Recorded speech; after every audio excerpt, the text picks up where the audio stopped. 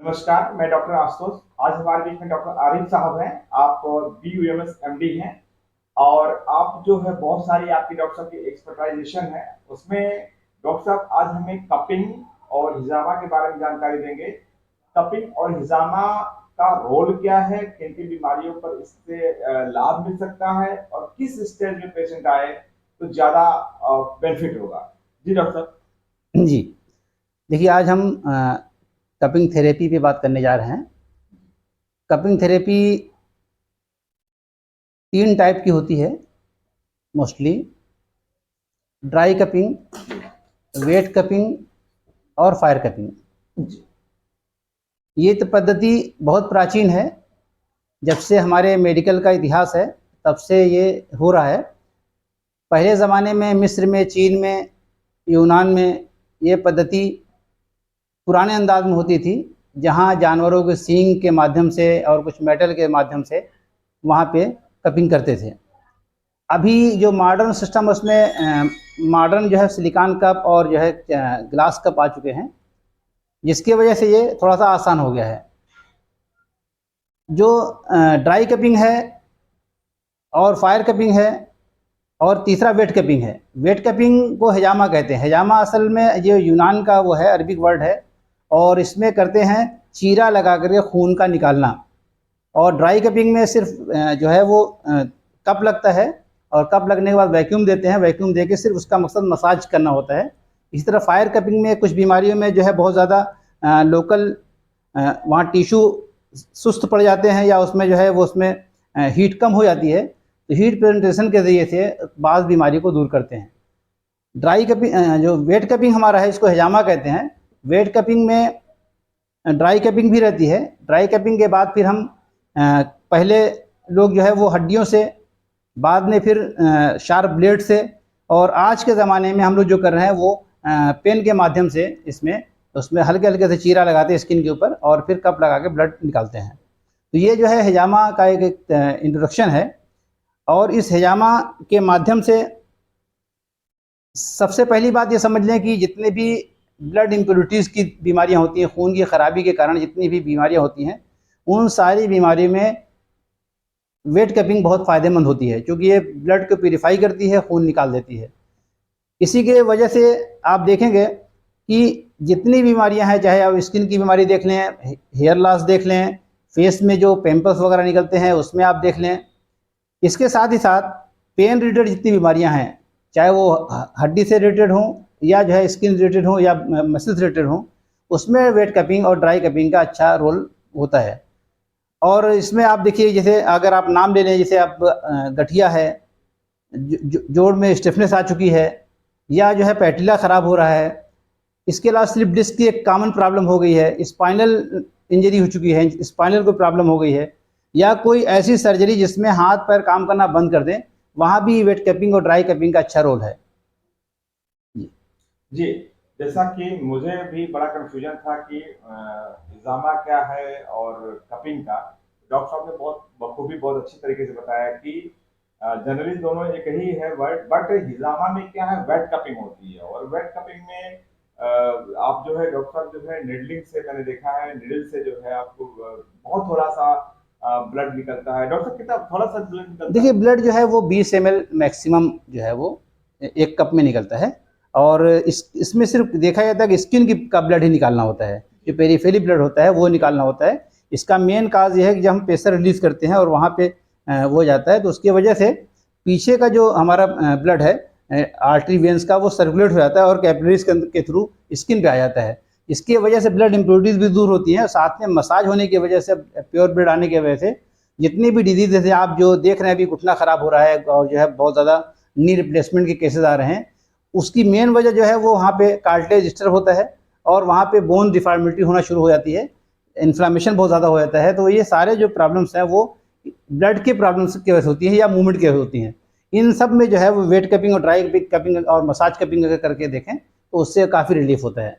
जी। अच्छा डॉक्टर साहब, इसमें टाइम कितना लगता है? आपको सपोज दैट कोई अगर वेट कपिंग या ड्राई कपिंग या फायर कपिंग कराना चाहिए, वो पेशेंट की चॉइस होती है। ये तो टाइम कितना लगता है कि वो चॉइस आप पेशेंट के केस के अकॉर्डिंग करते हैं कि ड्राई करना है, वेट करना कि फ्राई करना? देखिए, इसमें डिजीज़ के अकॉर्डिंग, प्रॉब्लम्स के अकॉर्डिंग हमें डायग्नोस करना पड़ता है, कहाँ पे वेट कैपिंग करना है, कहाँ ड्राई कैपिंग करना है, और कहाँ पे फायर कैपिंग हमारे लिए फ़ायदेमंद होती है। कहीं अभी एक पैटर्न हो रहा है मसाज कैपिंग का, वो जो है वो एक पैटर्न उसी का है, ड्राई कैपिंग का ही।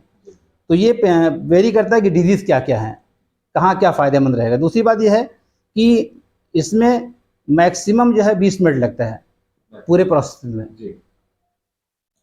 तो जैसा कि आपने सुना डॉक्टर साहब को कि ये आपके ऊपर डिपेंड नहीं करता कि आप फायर कपिंग कराएंगे कि ड्राई कपिंग कराएंगे कि वेट कपिंग कराएंगे। डॉक्टर साहब डिजीज के अनुसार आपकी जिस तरह की डिफॉर्मिटीज होगी उसके अकॉर्डिंग डॉक्टर साहब अपनी डायग्नोसिस करके आपको आपकी हेल्थ की दृष्टि से जो अच्छा होगा, सही होगा, उस प्रॉपर तरीके से करेंगे। और डॉक्टर साहब ने आपने बताया कि 20 से 25 मिनट का एक टेंटेटिव टाइम भी लगता है जो है। डॉक्टर साहब ये कपिंग कराने के बाद वेट कपिंग करा लिया हमने या फायर कपिंग करा ली या जी। ड्राई कपिंग करा लिया, तो सेकंड जो है कितने समय बाद आवश्यकता पड़ती है? देखिए, अमूमन जो स्किन है वो 10 दिन में वापस अपनी जगह पे आती है। जी। तो 10 दिन से पहले रिपीट नहीं करना चाहिए। 10 दिन के बाद तो मैक्स जो हम लोग करते हैं वैसे 15 दिन के बाद रिपीट करते हैं वेट कैपिंग को। ड्राई कैपिंग जो हफ्ते में 2 बार भी कर सकते हैं। दो बार। फायर कैपिंग हफ्ते में 3 बार कर सकते हैं, क्योंकि उसमें ब्लड का डिफॉर्मिटी नहीं होती, सिर्फ स्किन को अपनी जगह पे आना होता है। और मसाज कैपिंग डेली करना होता है। जी। डॉक्टर साहब ये कितने साल के जो बच्चे हैं, क्या सभी बच्चों का किया जा सकता है या कोई एज लिमिट है जिसमें आप इतने साल के बच्चों को ही दे सकते हैं? देखिए, इसमें कोई बहुत ज़्यादा एज का मसला नहीं है, लेकिन अमूमन जो है वो ये देखा जाता है कि 18 साल के बाद ही प्रॉब्लम्स इस तरह की होती हैं। उससे पहले ब्लड प्योर रहता है, प्रॉब्लम्स नहीं होती। कभी-कभी रेयर केस में किसी बच्चों को कोई प्रॉब्लम होती है, उसमें करना होता है।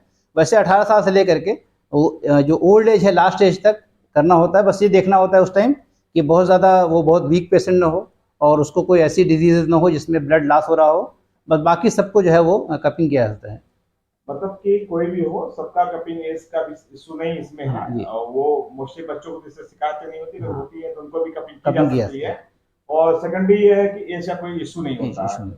डॉक्टर साहब ये अगर हम किसी को समस्या हो रही है, मान लीजिए घुटने दर्द की समस्या हो रही है या कमर में थोड़ी बहुत स्टिफनेस आ रही है, अगर वो तुरंत आता है तो क्या रिजल्ट रहते हैं? देखिए, कपिंग में अमूमन जो हम लोग पास आते हैं वो पहले बहुत ज़्यादा एलोपैथिक दवा खा के यहाँ वहाँ इलाज करके डिस्टर्ब करके फिर आते हैं। तो इस वजह से उसका जो रिकवरी रेट है वो थोड़ा स्लो होता है। फर्स्ट उसमें अगर जब पेशेंट को ये फील होने लगे कि हम कुछ डिस्टर्ब हो रहा है, अगर फर्स्ट अटेम्प्ट में पेशेंट आ जाता है तो वो पेशेंट पूरी तरह ठीक भी हो जाता है। कभी-कभी देखते हैं कपिंग करने के बाद पेशेंट को 70% 75% ही रिलीफ मिलता है। उसकी वजह ये है कि हम अच्छे खासे उसको लेट करके आते हैं या डिस्टर्ब करके आते हैं। तो ये हम पेशेंट से कहना चाहते हैं और डॉक्टर्स भी कहना चाहते हैं कि जब भी पेशेंट को ये महसूस हो कि ये हमारी जो कोई बोन डिफॉर्मिटी आ रही है, कोई प्रॉब्लम्स क्रिएट हो रही है, तो फर्स्ट अटेम्प्ट में शुरुआत ही उसमें अगर आप आ जाते हैं तो ये पेशेंट जो है पूरी तरह ठीक हो सकता है और बाद के पेशेंट में फिर उससे रिकवरी रेट धीरे-धीरे कम होता चला जाता है। जैसा कि डॉक्टर साहब ने बताया कि देखिए हर चीज अपनी सिग्नल देती है। आप गाड़ी चलाते हैं, रिजर्व में आती है तो भी सिग्नल देती है। आप दाल चावल पकाते हैं कुकर में तो आपको भी सिग्नल देती है कि 1 से 2 सीटी में आपका दाल चावल पक जाता है, या उससे ज्यादा होगा थोड़ा गलने की, फिर जलने की, फिर ब्लास्ट करने के भी चांसेस बन सकते हैं।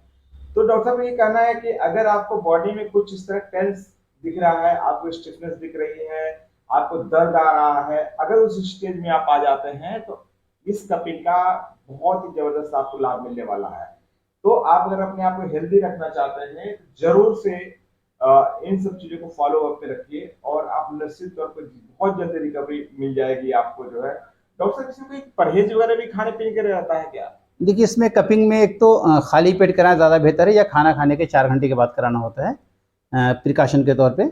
और उसके बाद जिस दिन कपिंग कराते हैं उस दिन कोई भी बहुत ज़्यादा ऑयली स्पाइसी खाना नहीं खाना होता। ज़्यादातर कोशिश करें कि हम जो है लाइट खाना खाएँ और कुछ लिक्विड चीज़ें ज़्यादा लें। उसके बाद कुछ दिक्कत नहीं होती और कपिंग के बाद फ़ौरन नहा सकते हैं, उसमें उसमें कोई प्रॉब्लम नहीं होती है। और दूसरी चीज़ ये है कि डाइट हल्की लेना चाहिए जिस दिन कपिंग कराएँ। अच्छा, कभी-कभी कुछ पेशेंट शिकायत करते हैं कि हमको कराने के बाद चुनचुनाहट हो रही है वहाँ पर जो थोड़ा जो है। जी। तो ये कितने दिन की चुनचुनाहट रहती है? क्या अपने आप चली जाती है या उसके फिर दवा देने की जरूरत पड़ती है? नहीं, असल में स्किन में चूँकि ब्लड आता है इम्प्योर ब्लड, तो कभी-कभी वो इम्प्योर ब्लड स्किन की वजह से लोकल में इन्फेक्शन करता है और ये बहुत रेयर होता है, कई हज़ार में एक पेशेंट को होता है और ये 1 से 2 दिन बाद अपने आप चली जाती है। बस कभी-कभी कई हज़ार लोगों पेशेंट में कहीं बबल्स आ जाते हैं तो उसका ट्रीटमेंट करना पड़ता है, लेकिन हिजामा अमूमन जो है वो किसी उसमें कोई ट्रीटमेंट ज़रूरत नहीं पड़ती, अपने आप स्किन अपनी जगह पे आ जाता है। सिर्फ उसमें लोकल एप्लीकेशन एंटीसेप्टिक पाउडर या क्रीम वगैरह लगाते रहें, वो ठीक हो जाता है। मतलब डरने की जरूरत नहीं, उससे कोई उसमें डरने की हाँ, जरूरत नहीं है कि आपको कोई इस तरह की प्रॉब्लम नहीं। पहले जो itching हो कपिंग रही है करते तो थे आप वो डरेंगे। बहुत प्रॉब्लम इसलिए होती थी कि वो स्टोन वगैरह से करते थे, या किसी बहुत ज़्यादा शार्प ब्लेड नहीं होती थी या शार्प वो नहीं होती, तो प्रॉब्लम ज़्यादा होती थी। जब से ये कप हम लोग जो है शार्प ब्लेड और इससे करने लगे हैं, तो इसमें जो है एकदम ना के बराबर जो है प्रॉब्लम्स क्रिएट हो रही हैं स्किन।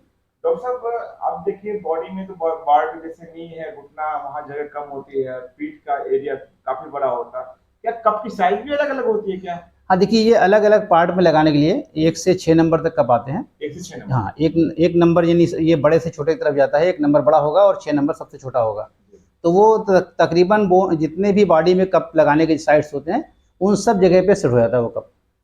मतलब कि आपका जिस साइज की आप समस्या जहाँ पे एरिया में हो उस साइज कप लगते हैं वहाँ। जी जी। तो डॉक्टर साहब पेशेंटों को आखिरी संदेश कुछ कहना चाहते हैं आप? देखिए, मैं ये कहता हूँ कि कपिंग एक तो जितनी भी इस तरह की डिजीज़ हैं जो क्योर नहीं होना चाहती, और उसकी बड़ी वजह ये है कि हम उसमें नेचुरल तौर पे हम उसको क्योर नहीं करना चाहते। ऐसे में ये कि सभी लोग जो है जो अभी इस तरह की प्रॉब्लम से हो रही हैं या होने लगती है, तो उसमें फ़ौरी तौर पे कपिंग कराना शुरू करें। और कपिंग का मामला